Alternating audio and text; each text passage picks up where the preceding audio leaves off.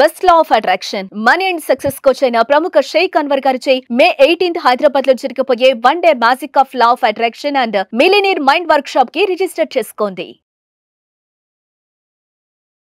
Welcome to Suman TV. నేను మీ Suman TV. నాకు ఎవరైనా సరే బిజినెస్ చేద్దాము అనుకున్నటువంటి వాళ్ళకి కొన్నిసార్లు అంటే బిజినెస్ బాగుంది అనుకుంటారు, కానీ సడన్ లాస్ చూస్తారు, అప్పులు పాలైపోతారు. లేదా కొంతమందికి ఇండివిజువల్గానే ఎంత సంపాదించినా సరే డబ్బులు వారి చేతిలో ఉండవు.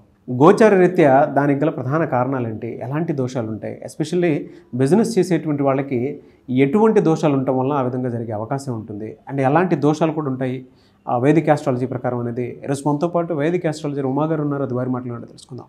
నమస్కారం ఉమాగారు.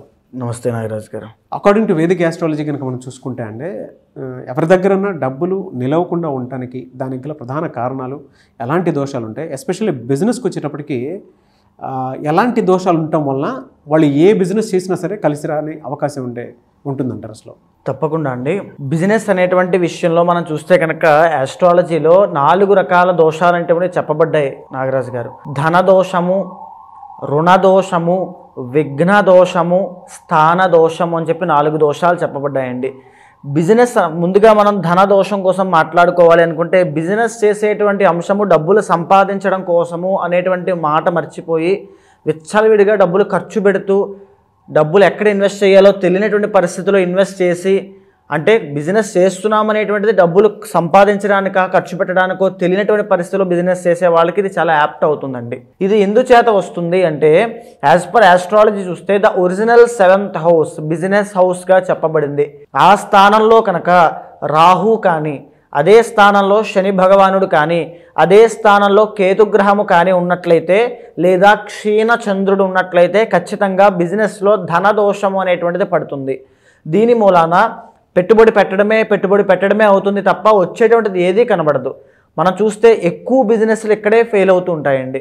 ధన దోషంలోనే ఇరుక్కుపోతూ ఉంటారు. ఎందుకు అని అంటే, వాళ్ళు పెట్టుబడి పెడతారు, శాలరీలు వాళ్ళు ఇస్తారు, వాళ్ళ జేబులోంచి వెళ్ళేదే తప్ప వాళ్ళకు వచ్చేటువంటిది ఏదీ ఉండదు. ఒకవేళ మీరు బిజినెస్ చేస్తూ ఈ రకమైనటువంటి ప్రభావాన్ని మీరు చూస్తూ ఉంటే దీనికి కారణము ధన దోషము. అంటే ధనాన్ని ఎలా పెట్టాలి అంటే మనం చూసాం అనుకోండి, ఆస్ట్రాలజీలో ద ఒరిజినల్ 12th హౌస్ అండి, అంటే 12వ స్థానము వ్యయస్థానంగా చెప్పబడింది. ఆ స్థానంలో బుధుడు కానీ బుధ శుక్రుల యొక్క కంజంక్షన్ ఉన్నప్పుడు చాలామంది ఏంటంటే వ్యాపార నష్టము అనుకుంటారు. కాదు, ఇన్వెస్ట్మెంట్ అండి, పెట్టుబడి. అంటే కొన్ని యోగాలు వ్యాపార లక్షణాలకి దారితీస్తూ ఉంటాయి. భద్ర మహాపురుష యోగం లాంటి యోగాలు, అలాంటి వాళ్ళకి ఎక్కడ డబ్బులు పెట్టాలి ఏంటో తెలుస్తుంది. ఎప్పుడైతే సరైనటువంటి వ్యాపార యోగం లేనప్పుడు వ్యాపారం పెట్టినట్లయితే ఈ యొక్క ధనదోషం వల్ల తీవ్రమైన నష్టాలు చూస్తారు. అంటే ఇంకా బిజినెస్ దివాళా తీసేయడం తప్ప ఇంకా వేరే మార్గం ఉండదు. ఇది ధనదోషంగా చెప్పబడింది. ఇది జాతకం ద్వారా ఖచ్చితంగా తెలుస్తుంది. అయితే ఇక రెండవది ఏంటి అంటే రుణదోషము అని ఉంటుంది. అంటే చాలామంది అప్పులు తీసుకొచ్చి బిజినెస్ చేస్తుంటారు, తర్వాత బిజినెస్ చేసిన తర్వాత అప్పులు పాలైపోతుంటారు. అంటే వాళ్ళు ఏదైనా పెట్టుబడి పెట్టాలన్నా అప్పే, దాన్ని రన్ చేయాలన్నా అప్పే, అది దివాళీ తీసిన తర్వాత మళ్ళీ అప్పే, దాని మీద మళ్ళీ అప్పు పెడుతూ ఉంటారు. అంటే వ్యాపార లక్షణం, ఏ స్థాయిలో మనం బిజినెస్ పెట్టాలి, ఎంతట్లో బిజినెస్ పెట్టాలి, ఆ డబ్బుని మేనేజ్ చేసేటువంటి విధానం కూడా రుణదోషంగా చెప్పబడింది. ఇది కుజుడి యొక్క సంచారం మీద ఆధారపడి ఉంటుంది. రుణదోషము అనే 7th హౌస్లో కుజుడు నీచ స్థితిలో ఉండడము, 7thలో లేకపోతే చంద్రుడు నీచ స్థితిలో ఉండడము, ఇలాంటి పరిస్థితుల్లో వాళ్ళకి తెలియక ప్రాపర్ గైడెన్స్ లేక అప్పులు తీసుకొచ్చి పెట్టడము. చాలామంది చూస్తే ఒక వ్యాపారం పెడతారు, అప్పు తీసుకొచ్చి బయటికి మాత్రం గాంభీర్యం, మేకపోత గాంభీర్యంలాగా గాంభీర్యం ఉంటుంది. ఆ డబ్బులు తీసుకొచ్చి పెడతారు, మళ్ళీ అప్పులు అయిపోతారు, మళ్ళీ ఇంకో అప్పు తీసుకొచ్చి ఈ అప్పుని కవర్ చేస్తారు. మొత్తానికి దివాళా తీసేంత వరకు వాళ్ళు నష్టపోతున్నారనే విషయాన్ని వాళ్ళు గుర్తించలేరంతే. దీన్ని రుణదోషంగా చెప్పబడింది. దీనివల్ల ఫ్యామిలీ మొత్తం అంతా కొలాప్స్ అయిపోతుందండి. రుణదోషం కనుక ఉంటే జాతకంలో ఎవరు బిజినెస్ పెట్టాలి, ఎవరిది బిజినెస్ నక్షత్రము, ఎవరిది బిజినెస్ యోగం అనేటువంటిది కొన్ని నిర్ణయింపబడ్డాయి. అవి తెలుసుకున్న తర్వాతనే వెళ్ళాలి. జాతకంలో గ్రహాల యొక్క ప్లేస్మెంట్ ఆధారంగా ఏ బిజినెస్ పెడితే బాగుంటుంది. కొంతమంది చూస్తే నాగరాజ్ గారు పార్ట్నర్షిప్లో వెళ్తారు, పార్ట్నర్ బాగుపడతాడు కానీ ఈ వ్యక్తి తీవ్రమైన నష్టాలు పోతారు. ఇది కూడా ఒక దోషంగా చెప్పబడింది. జాతకం ద్వారా ఈ రుణదోషం ఉందా, లేకపోతే ఉమ్మడి వ్యాపారం చేస్తే బాగుంటుందా, లేకపోతే స్వతహాగా ఇండిపెండెంట్గా చేస్తే బాగుంటుందో తెలుసుకుని ముందుకు వెళ్ళాలి. ప్రతి గ్రహానికి సంబంధించి కొన్ని కారకత్వాలు చెప్పబడ్డాయి. ఫుడ్ బిజినెస్ పెడితే బాగుంటుందా, లేకపోతే బట్టల బిజినెస్ పెడితే బాగుంటుందా, ప్రొవిజనల్ స్టోర్స్ పెడితే బాగుంటుందా, వైన్ షాప్ పెడితే బాగుంటుందా, రెస్టారెంట్స్ పెడితే బాగుంటుందా, ఇలాంటివన్నీ కూడా జాతకంలో ఆల్రెడీ నిర్ణయింపబడతాయి. అది తెలియక మనము రుణదోషము ధనదోషం ద్వారా తొందరపడి పెట్టడం వలన ఈ యొక్క రుణదోషము ధనదోషం అనేటువంటి దాంట్లో ఇరుక్కుని తీవ్రమైన నష్టాలు పోతారు నాగరాజు గారు. ఇక మూడోది ఏంటంటే విఘ్నదోషము అని ఉంటుంది. దీనివల్ల ఏంటంటే కన్సిస్టెన్సీ ఉండదు వాళ్ళకి.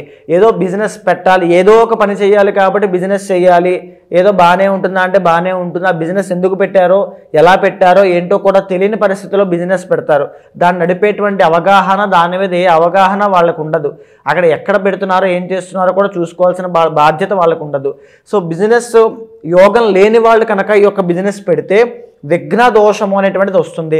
అంటే పెట్టినటువంటి కొన్ని రోజులకే మూసేయాల్సి వస్తుంది, అమ్మేయాల్సి వస్తుంది, తక్కువ రేటుకి ఇచ్చేయాల్సి వస్తుంది. అంటే ఇంకా పోతుంది. అది డబ్బులు లాస్ అయినా ఉన్నా లేకపోయినా బిజినెస్ పోవడం అంతే.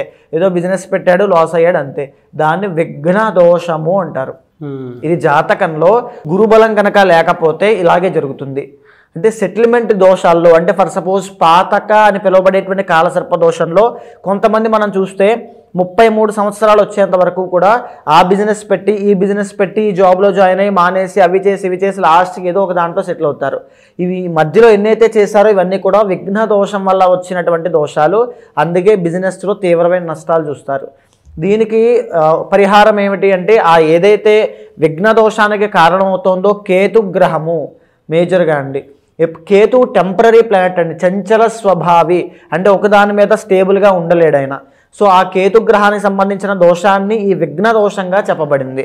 అయితే అన్నిటికంటే ఆఖరిది 4వది ఏంటి అంటే స్థాన దోషము.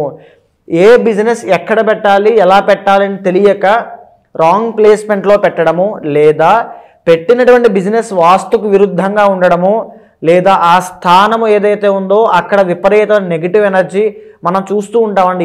ఏదైనా స్థలం, మనం నివసించేటువంటి స్థలమైనా వ్యాపార స్థలమైనా అది శుద్ధిగా ఉండాలి. అక్కడ ఏదైనా జంతువులు చనిపోయి ఉండొచ్చు, ఎక్కడ ఏదైనా హాని కలిగి ఉండొచ్చు, ఏదో ఒక ఇబ్బంది జరిగి ఉండొచ్చు. అలాంటి స్థలాల్లో కనుక ఏదైనా వ్యాపారం పెట్టినట్లయితే, అది తెలియక ముందుకు వెళ్ళినట్లయితే తీవ్రమైన నష్టాలు చూస్తారు. వ్యాపారం పెట్టిన తర్వాత నష్టపోవడమే కాదు, ఫ్యామిలీ లైఫ్లో కూడా, పర్సనల్ లైఫ్లో కూడా తీవ్రమైన నష్టాలు ఉంటాయండి, డ్యామేజ్ ఉంటుంది. ఆ వ్యాపారం పెట్టిన తర్వాతే మాకు ఇలా అయిపోయిందండి, ఆ ఇంటికి వెళ్ళాక ఇలా అయిపోయిందండి, ఆ షాప్ ఓపెన్ చేశాక ఇలా అయిపోయిందని వింటూ ఉంటామండి. దీన్ని స్థాన దోషము అంటారు. ఇది 4వ స్థానాన్ని బట్టి మనం ఖచ్చితంగా తెలుసుకోవచ్చు. ఒకవేళ 4వ స్థానంలో ఏ రాహుగ్రహము ఉండి ఆ అంతర్దశలు నడుస్తున్నప్పుడు ఖచ్చితంగా ఇలాంటి రాంగ్ డైరెక్షన్లోకి వెళ్ళి ఆ స్థాన దోషం ఉన్నటువంటి ఇళ్లలో కానీ, స్థాన దోషం ఉన్నటువంటి బిజినెస్లు పెట్టడం కానీ ఖచ్చితంగా జరుగుతాయి. కన్యారాశి వారికి కనుక మనం చూసుకుంటే అండి ఈ 4గిట్లో ఏ దోషం ఉండే అవకాశం ఉంటుంది, అండ్ ఇండివిజువల్గా కూడా అసలు ఎలా ఉంటుంది?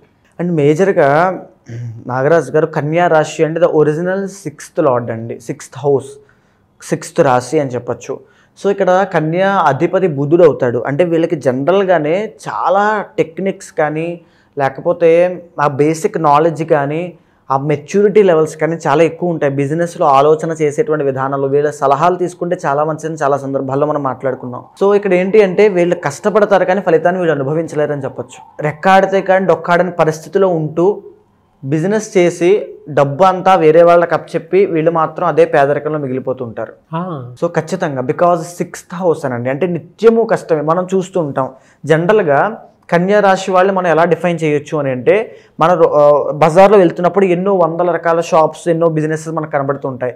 అందరూ బిజినెస్ మ్యాన్స్, అందరూ ఏదో ఒక రాశికి సంబంధించిన వాళ్ళే. కానీ నేను చెప్తున్నాను చూడండి, కొన్ని 10 సంవత్సరాలు, 12 సంవత్సరాలు, 6 సంవత్సరాలు పైబడి బిజినెస్ చేస్తూ ఉన్నా అందులో గ్రోత్ లేక అక్కడే ఆగిపోయిన వాళ్ళు కన్యా రాశికి సంబంధించిన వాళ్ళు.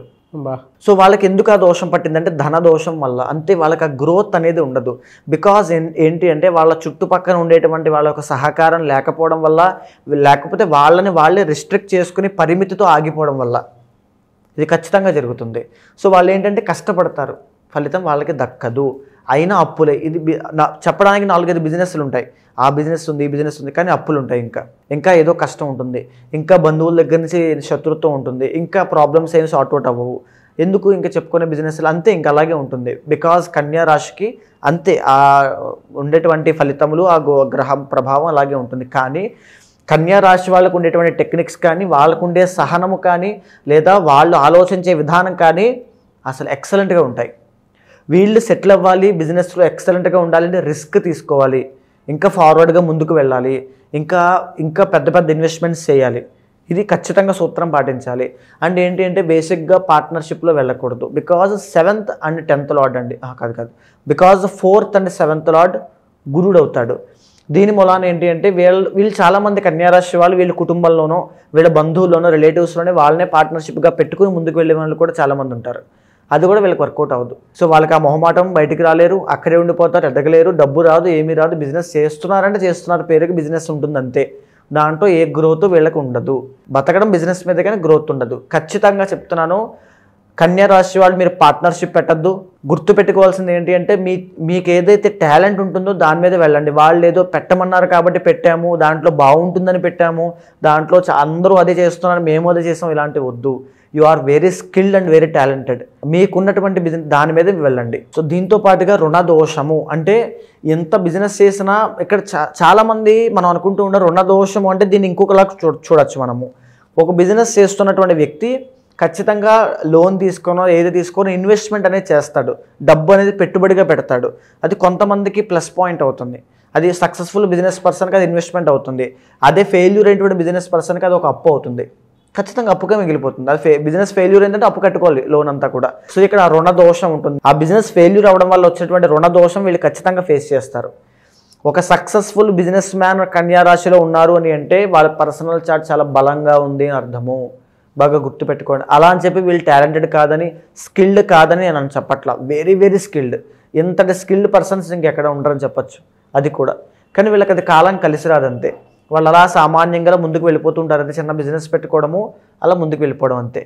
అలా కలిసి రావాలి అంటే కొన్ని రిస్క్ తీసుకోవాలి, కొన్ని ఛాలెంజెస్ ఫేస్ చేయాలి, చాలా ఉంటాయి. చార్ట్ రీడ్ చేసిన తర్వాత అవన్నీ మిగతా ఉంటాయి.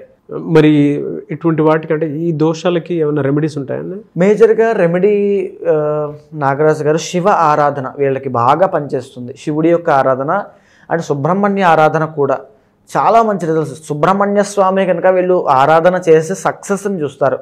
జనరల్గానే సుబ్రహ్మణ్య స్వామి ఆరాధన ఎవరు చేసినా పట్టుకుంటే సక్సెస్ ఉంటుంది. వీళ్ళు కన్యా రాశి వాళ్ళు గణపతి ఆరాధన, శాస్త్రంలో ఒకటి చెప్పబడిందండి, గణపతి ఆరాధన ఎక్కువ ఏ రాశి వాళ్ళు చేసి సిద్ధిస్తుందంటే కన్యా రాశి వాళ్ళకి. కన్యా రాశి వాళ్ళకి గణపతికి చాలా దగ్గర సంబంధం ఉంటుంది. మీరు గణపతి ఆరాధన చేయడం స్టార్ట్ చేయండి. మీ బిజినెస్లో కొన్ని మ్యాజిక్స్ ఖచ్చితంగా చూస్తారు, కొన్ని మిరాకిల్స్ చూస్తారు, అప్పులు కూడా తీరిపోతాయి. గణపతి ఆరాధన కన్యా రాశి. ఎవరైతే కన్యా రాశి వారు ఉంటారో అంటే మనం ఇప్పటి వరకు చేసినటువంటి వీడియోస్ ఏవైతే ఉన్నాయో అదంతా ఒక ఎత్తు అయితే ఇదంతా కంప్లీట్ డ్రాస్టిక్ చేంజ్ అనమాట. Whatever the reason. So personal chat ద్వారా అయినా సరే వాళ్ళకు ఉండేటువంటి ఖచ్చితంగా వాళ్ళ స్కిల్స్కి అయితే అసలు లోటు లేదండి. వాళ్ళకి తెలివితేటలు అమోఘం. వాళ్ళని యూజ్ చేసుకుంటారు అంతే. అది కాలం అవ్వచ్చు, బంధువులు అవ్వచ్చు, వాళ్ళ బాస్ అవ్వచ్చు, ఎవరైనా అవ్వచ్చు. వాళ్ళని యూజ్ చేసుకుంటారంతే. వాళ్ళు అలా కట్టుబడి అలా చేస్తూ ఉంటారంతే. వాళ్ళు పని చేయాలంతే. ఆ వచ్చిన చిన్న చిన్న అమౌంట్స్తో సర్దుకుంటూ వెళ్ళిపోవాలంతే. కానీ అలా కాకుండా మీరు బయటికి రావాలి అంటే పర్సనల్ చాట్ ఖచ్చితంగా చూడాలి. డెఫినెట్గా. థ్యాంక్ యూ సో మచ్ మా గారు. నమస్తే అండి. ఎలా సార్ అంటే చాలామంది మిమ్మల్ని అప్రోచ్ అవుదాం అనుకున్నటువంటి వాళ్ళు ఉంటారు. ఏ దోషం ఉంది, ఏ శాపం ఉంది, లేదు అంటే గోచరరీత్యా అనే కాకుండా పర్సనల్ చాట్ త్రూ అయినా సరే ఒక్కొక్క మంచి రెమెడీ కోసం చూసుకునేటువంటి వాళ్ళు ఉంటారు. వాళ్ళకు ఉండేటంటే కొంతమందికి ఫినాన్షియల్ ప్రాబ్లమ్స్ ఉండొచ్చు, కొంతమందికి ఏమో హెల్త్ ప్రాబ్లమ్స్ ఉండొచ్చు, కొంతమందికి మ్యారిటల్ ఇష్యూస్ ఉండొచ్చు, లేదా పెళ్ళికి మంచి ముహూర్తం కోసం అని చెప్పేసి అడిగేటువంటి వాళ్ళు ఉంటారు, గృహప్రవేశం కోసం అడిగేటువంటి వాళ్ళు ఉంటారు. సో ఏ రకంగా చూసుకున్నా సరే మీ అపాయింట్మెంట్ తీసుకుని ముందుకు వెళ్ళాలి అని అంటే మిమ్మల్ని ఎలా అప్రోచ్ అవ్వాలి? తప్పకుండా అండి. అలాంటి వాళ్ళు ఎవరైనా ఉంటే మీకు కింద కనిపించే నెంబర్కి కాల్ చేస్తే మా వాళ్ళు మీకు పూర్తి వివరాలు అందిస్తారు. మనం మాట్లాడుకునేటువంటి అంశం అంతా కూడా గోచారానికి సంబంధించినటువంటిదండి. అంటే బిజినెస్ అనేటువంటిది చాలామందికి అద్భుతమైన యోగాన్ని క్రియేట్ చేసి పెడుతుంది. ఎంతోమంది జాతకాల్లో భద్ర మహాపురుష యోగం, బుధ శుక్రుల యొక్క కాంబినేషన్, రవి బుధుల యొక్క కాంబినేషన్, ఇవన్నీ కూడా వ్యాపార దిగ్గజాలుగా, వ్యాపారవేత్తలుగా తీర్చిదిద్దబడ్డారు. అలాంటి యోగం ఉన్న వాళ్ళు అది తెలియక చాలామంది జాబ్స్ చేస్తున్న వాళ్ళు ఉన్నారు. జాబ్స్ చేసేటువంటి యోగం ఉన్న వాళ్ళు బిజినెస్ మీద ఆసక్తి చావక, లేకపోతే ఏదో ఇన్ఫ్లుయెన్స్ అనేటువంటిది అవ్వడం వల్ల బిజినెస్ పెట్టి లాస్ అయిన వాళ్ళు చాలామంది ఉన్నారు. ఒక ప్రాపర్ గైడెన్స్ అనేటువంటిది ఉంటే కనుక ఏ బిజినెస్ పెడితే బాగుంటుంది, పార్ట్నర్షిప్లో పెడితే బాగుంటుందా లేదా, అసలు ఏ ప్లేస్లో పెడితే బాగుంటుంది, వ్యాపారం ఏ దిక్కులో ఏ రాశి వాళ్ళకు ఉంటే బాగుంటుంది తెలుసుకుని ముందుకు వెళ్ళగలిగితే అద్భుతమైన వ్యాపారవేత్తలుగా ప్రతి ఒక్కరూ ఎదుగుతారు. అలాంటి వాళ్ళు ఎవరైనా ఉంటే ఖచ్చితంగా మీ పర్సనల్ చార్ట్ చూసిన తర్వాత ఏవైనా దోషాలని తగినటువంటి శాంతి పూజలు ఆచరింపజేసి మీకు మంచి రిజల్ట్స్ వచ్చేలా ఖచ్చితంగా చేస్తాను. డెఫినెట్గా అండి. Thank you so much Uma గారు. నమస్తే అండి.